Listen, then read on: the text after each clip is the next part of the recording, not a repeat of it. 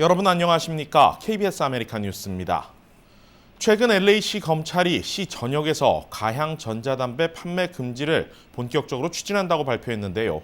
이런 가운데 시 검찰은 오늘 청소년들에게 전자담배를 불법으로 판매한 업소 2곳에 대해 거액의 배상금과 함께 앞으로 전자담배 판매에 엄격한 제한을 두는 규제안도 발표했습니다.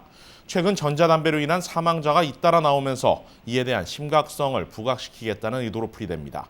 김지은 기자가 취재했습니다. LA시 검찰이 지난 10월 기소한 업소는 모두 2곳. 이들은 그동안 10대들이 주로 이용하는 소셜미디어의 전자담배 마케팅 광고를 진행해왔습니다. 온라인 판매 시 나이를 확인하는 그 어떤 절차도 없었습니다. 현재 캘리포니아주의 전자담배 구입 가능 연령은 만 21세입니다.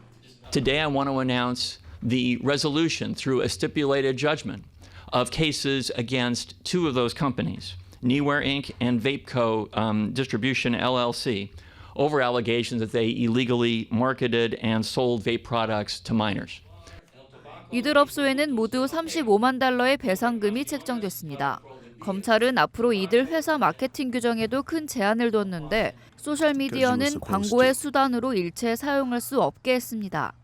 또 청소년들에게 영향을 미칠 수 있는 연예인이나 소셜 인플루언서를 이용한 제품 광고, 청소년이 연관되어 있는 이벤트에서의 홍보 활동도 할 수 없습니다. 온라인 판매 규정도 강화하도록 했습니다. 반드시 아이디 검사가 이루어져야 하며 결제 수단도 개인 체크나 크레딧 카드만 가능합니다. 마이크 퓨어 LA시 검사장은 최근 전 세계적으로 이슈가 되고 있는 전자담배의 심각성을 강조했습니다. 미 전역에서 전자담배로 인해 폐질환 진단을 받은 환자만 530명, 이 중 8명은 사망했습니다. Now, 1 in 5 high schoolers vapes.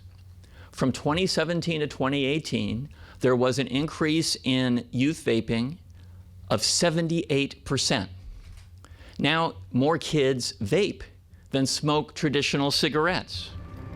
최근 LA 카운티에서도 전자담배로 인한 첫 사망자가 나오면서 LA시 검찰은 시 전역에서 전자담배 판매를 금지하는 규제안을 담은 제안서를 캘리포니아 주정부와 LA 시정부에 각각 제출한 상태입니다. LA시 검찰이 가양 전자담배 판매 금지를 위해 본격적으로 나선 가운데 미 전역에서 가장 강력한 규제안이 현실화될 수 있을지 주목됩니다. KBS 뉴스 김지은입니다. 최근 한국에서 해외 원정 출산에 대한 논란이 다시 불거지고 있죠. 미국에서도 원정 출산 자녀에게 시민권 부여를 폐지하는 방안을 추진하는 등 한미 양국의 규제는 계속 그 수위가 높아지고 있습니다. 오늘은 원정 출산의 정의와 범위, 그리고 원정 출산 시에 받게 되는 불이익에 대해 알아봅니다. 이유수 기자 스튜디오에 나왔습니다. 자, 이유수 기자, 원정 출산, 제가 사전적 의미를 찾아봤습니다. 자녀 국적을 위해 해외에서 출산하는 것을 일컫는 말, 이렇게 돼 있는데, 그렇다 해도 어디까지가 원정 출산이고 어디까지가 원정 출산이 아니다, 이 범위를 정하는 것 사전보다 더 복잡할 것 같은데 어떻습니까? 네, 제가 LA 총영사관 국적법 영사를 통해 직접 원정 출산으로 간주되는 범위를 한번 알아봤는데요. 네. 다음에 3가지 조건에 해당되는 경우 원정 출산으로 구분할 수 있습니다. 이 3가지는 한국에 생활 근거지가 있는 사람이 임신 후에 외국 국적 취득을 위해 그런 목적으로 타국에서 출산한 경우, 이를 원정 출산으로 보고 있는데요. 네. 좀 더 쉽게 풀이하자면 영구적으로 거주할 목적이 아닌 자가 외국에 단순히 방문해 출산한 자녀들을 말합니다. 네. 미국 같은 경우에는 B1, B2 등 관광 비자, 그리고 이스타 무비자라고 하죠. 네. 짧은 체류 기간 동안 방문해서 출산과 산후조리를 마치고 귀국하는 경우 단순하게 국적 취득만을 위해 방문으로 해서 출산한 경우 원정 출산으로 구분하고 있습니다. 임신한 후에, 임신 8개월, 임신 9개월 후에 비행기를 타고 오셔가지고 뭐 이쪽에서 출산하고 산후조리원에서 다 산후조리하고 그냥 90일 이내에 여권 가지고 나가는 경우, 이런 경우는 100% 원정 출산이죠. 자, 이 원정 출산을 구분하는 세세한 조항들도 마련이 돼 있겠죠? 네, 조금 애매한 것은 출산만의 목적이 아닌 다른 목적으로 방문한 상태에서 외국 국적 자녀를 출산하는 경우입니다. 네. 유학생 비자, 즉 F1 비자의 소지자의 경우 6개월 학부 과정을 다녔다는 증거, 어학연수는 최소 1년 이상의 체류 기록이 필요합니다. 네. 주재원 비자 소지자들도 많은데요. 이들은 본인이 원해서 해외에 나온 것이 아니라 회사의 명령을 받고 미국에 입국한 것으로 구분됩니다. 그렇죠. 이들은 자녀를 출산해도 원정 출산자로 구분되지는 않는데요. 단 파견이 아닌 6개월 미만의 장기 출장 중 의도치 않게 자녀를 출산했을 경우 원정 출산으로 구분할 수도 있습니다. 네. 정식 파견이 아닌 방문 형태이기 때문인데요. 고의적으로 출산한 것이 아님을 증빙하는 서류가 뒷받침되어야 원정 출산자 대상에서 벗어난다고 합니다. 자, 이렇게 원정 출산으로 간주하는 것을 세부적으로 이렇게 조항을 만들어 놓은 것은 결국 이제 원정 출산일 경우엔 불이익이 있을 수 있다. 실제로 한국 정부가 지금 세워놓은 어떤 불이익들 어떤 것들이 있겠습니까? 네, 원정 출산자는 선천적 복수 국적자와 달리 두 나라의 국적을 보유할 수 없습니다. 네. 이 점이 가장 큰 불이익으로 볼 수 있겠는데요. 남성은 물론 병역 의무가 없는 여성도 외국 국적 불행사 서약을 통한 이중 국적 유지에도 제약을 받습니다.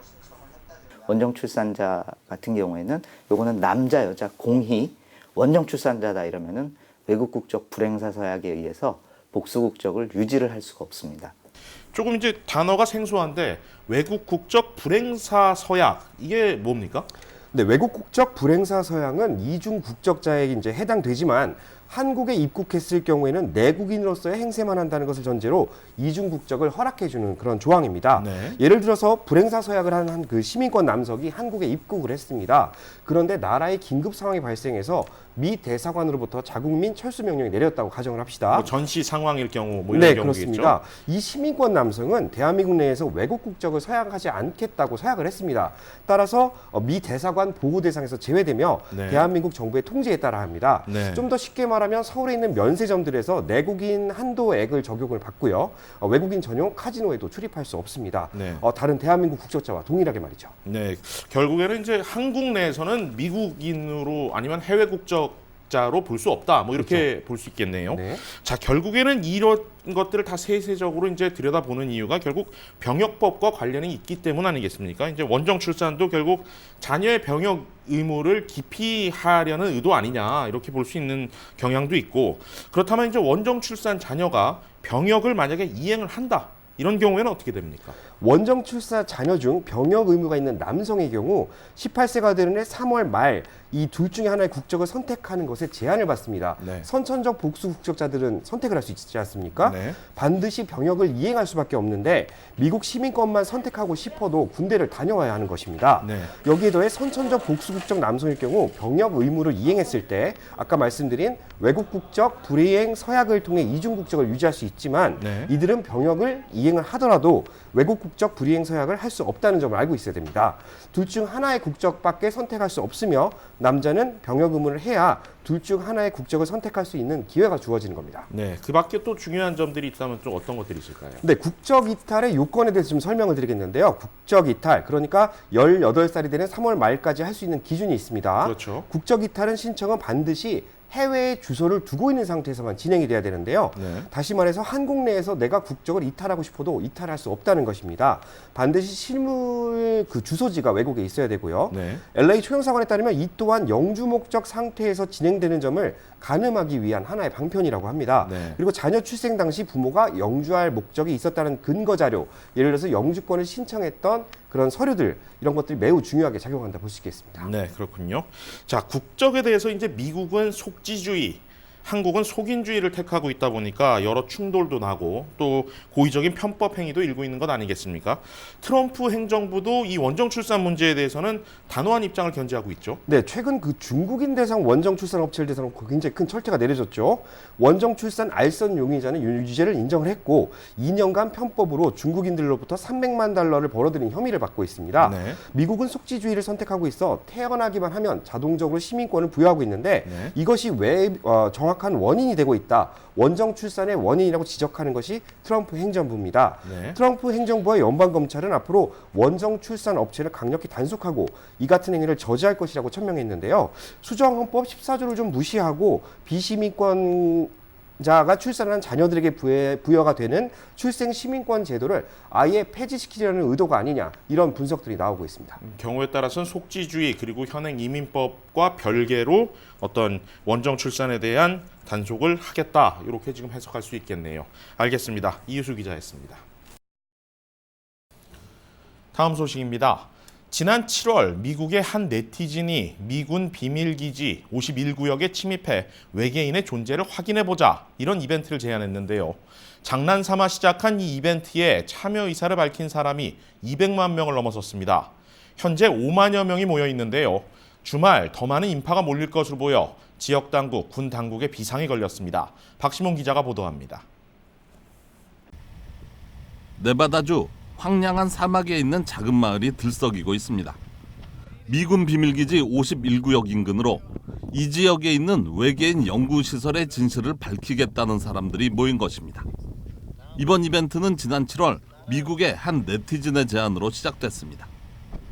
처음 이벤트를 제안한 네티즌은 수많은 인파가 밀고 들어가면 군대라도 막지 못할 것이라며 9월 20일을 결전의 날로 잡았습니다.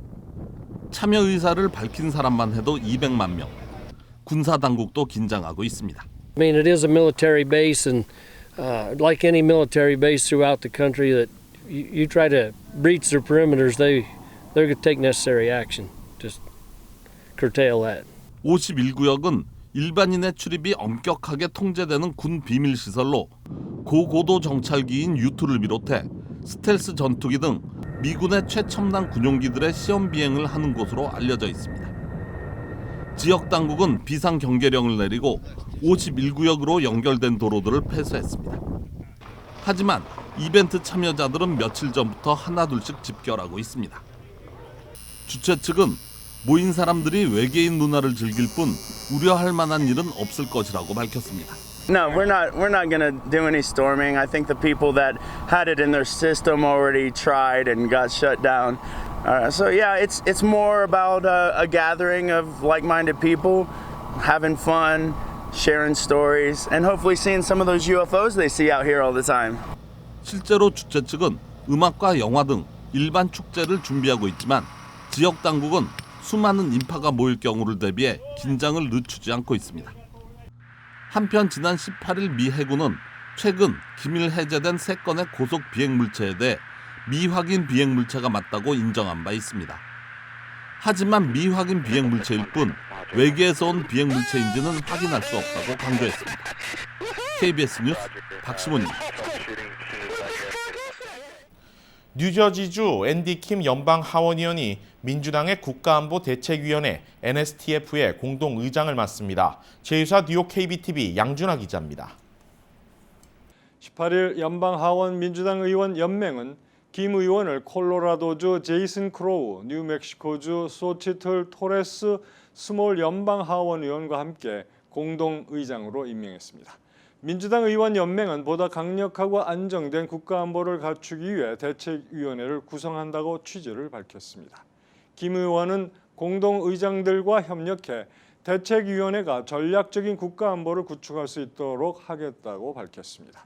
김 의원은 연방하원 의원으로 선출되기 전 국제외교 전문가로 활동하며 버락 오바마 행정부의 국가안전보장회의에 몸담은 경험이 있습니다. 또 김 의원은 연방하원 군사위원회 산하 국방예산소위원회에서 활동하고 있으며 올 초부터 소상공인위원회 산하 경제발전과 세금소위원회 의장을 맡고 있습니다. 코리아 코커스를 포함한 총 27개 코커스에도 참여하고 있습니다. KBTV 뉴스 양준하입니다.